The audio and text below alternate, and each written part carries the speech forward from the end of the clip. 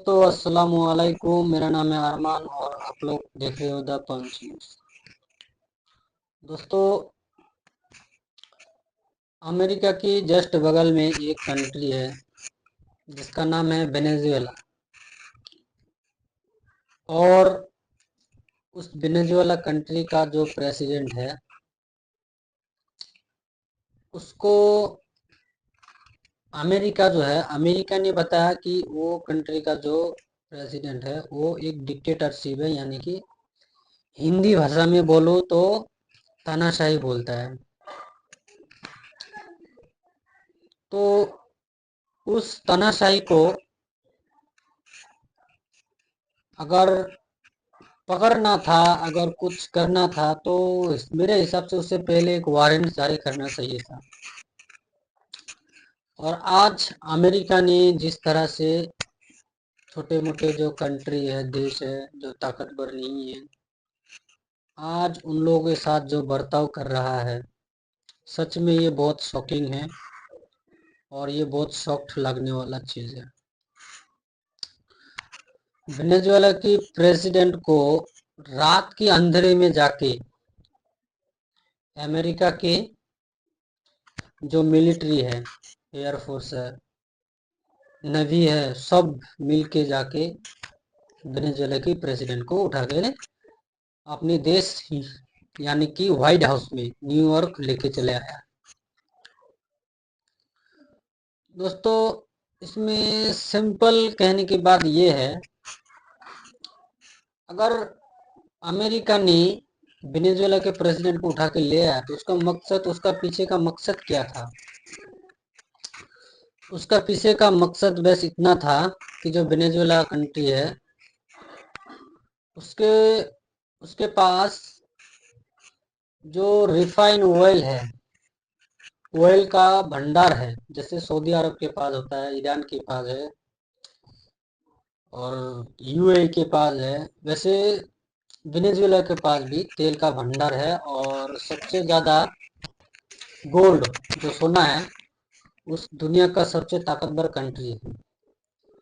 जब ताकतवर कंट्री है दोस्तों, तो इसका मतलब ये नहीं है कि वो ताकतवर होने का मतलब ऐसा नहीं है कि किसी भी कंट्री की प्रेसिडेंट को जाके उठा के लेके आएगा। ये एक लोकतंत्रिक का मतलब डेमोक्रेसी के ऊपर एक बहुत बड़ा धब्बा लगा है। जो अमेरिका कंट्री है उसने सबको इतना बोलता है कि ये पूरा दुनिया में लोकतंत्र होना चाहिए और डेमोक्रेटिक होना चाहिए। आज उसी अमेरिका में डेमोक्रेसी बिल्कुल बेकार में जा रहा है। और अमेरिका ने जो हरकतें किया है और इसके बाद किस किस के ऊपर निगरानी है और किस किस के ऊपर उसका नजर गड़े हुए हैं, मोटा मोटी अगर तौर पर मैं आप लोगों को बताना चाहूँ, दूसरे नंबर पर है अफगानिस्तान को उन्होंने थका दिया। अब मुझे लग रहा है जो दूसरे नंबर पर है वो है उसके बगल में देश कंट्री। तो अगल बगल की जो कंट्री है उन सबको तो वो घेरेगा ही घेरेगा, और सबसे ज़्यादा जो कमज़ोर कंट्री है उसको और ज़्यादा घेरता है। और ज़्यादातर सुनने में आ रहा है कि इंडिया को भी टारगेट में ले रहा है। तो इसी की बीच में हमें बस ये सोचना है कि जब अमेरिका ने ये ऑपरेशन चलाया तो प्रेसिडेंट को उठाने के लिए क्या क्या हाथ उसके ऊपर लगा और क्या क्या उनको कौन कौन उसकी मदद किया। दोस्तों, सबसे पहले अगर मदद किया, अगर गद्दारी किया, तो वेनेजुएला का जो देश के अंदर जो लोग है, मिलिट्री है, उसके अंदर का जो वेनेजुएला सरकार का जो उस कंट्री का जो सरकार का जो संसद है, आम आम जनता है, उसके बाद जो नेतागण है, इन सब ने गद्दारी किया है।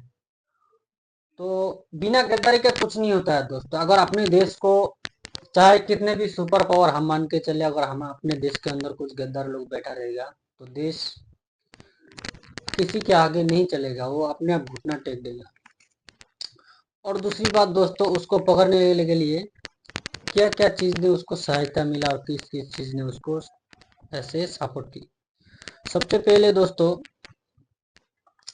जो गूगल है, गूगल अमेरिका का है, सैटेलाइट अमेरिका के पास है, बड़े बड़े कंपनियां सब अमेरिका के पास है, फेसबुक हो, इंस्टाग्राम हो, यूट्यूब हो, सब अमेरिका के पास है। तो जो गूगल है, उन्होंने लाइव लोकेशन और उसका मैपिंग का रास्ता सब बता दिया है। और बाकी जो अदर्स जैसे कंपनी है, वो लोग भी अपना मतलब हमेशा लोकेशन को ऑन और रास्ता को बताया था। तो इससे अमेरिका ने बहुत जल्दी ट्रैफिक को मेंटेन करके उसको पकड़ लिया और हिरासत में ले लिया दोस्तों। इससे दोस्तों हमारे इंडिया को क्या सीख मिलना चाहिए? हमारे इंडिया को सीख ये मिलना चाहिए कि हमारे अपने देश में और हमारे अपना देश का जो डाटा है वो बाहर चले जा रहा है। आज वेनेजुएला के ऊपर ये आफत आया है, कल शायद इंडिया के ऊपर भी आ सकता है, हो सकता है भाई। क्योंकि हम जो भी हमारे पास चीज चल रहा है इस टाइम, हमारा इंडिया का कुछ भी नहीं है। मैं अगर मोटा मोटी कह दूं तो बिल्कुल कुछ भी नहीं है। बताओ कैसे? ये देखो, मैं जिस माइक्रोफोन से इस वीडियो बना रहा हूँ, बात कर रहा हूँ आप लोगों के सामने, ये भी बाहर से ही है, चाइना से है। जिस मोबाइल से मैं वीडियो बना रहा हूँ उस मोबाइल भी चाइना से है। ठीक। और तो और जिस जिस वीडियो को बना के मैं ऐप में डालूंगा, जैसे यूट्यूब में डालूंगा, वो अमेरिका का है। हाँ, गूगल वो भी अमेरिका का है, फेसबुक इंस्टाग्राम सब अमेरिका का है, हमारी इंडिया का कुछ नहीं है। तो दोस्तों हमें इसे सीख मिलना चाहिए। अगर इतना कुछ हम करके, इतना कुछ बोल के अगर एक प्लेटफॉर्म में अगर हम इस डाटा को अपलोड कर देंगे तो ये तो डाटा हमारा बाहर चले जाता है। तो हमारे देश के लिए कुछ करना चाहिए, हमारी सरकार को सोचना चाहिए कि हमें अपने देश में कुछ बनाना चाहिए, जैसे कि हमारा देश में फेसबुक इंस्टाग्राम, अपने देश का कुछ होना चाहिए ताकि हमारा डाटा बाहर ना जाए।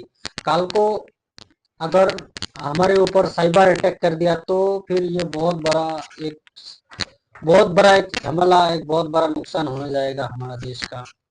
तो हमारे देश को सोचना चाहिए। और हमारे देश को स्वदेशी स्वदेशी बहुत करते हैं, लेकिन हमारे देश में स्वदेशी के लिए कुछ नहीं है दोस्तों।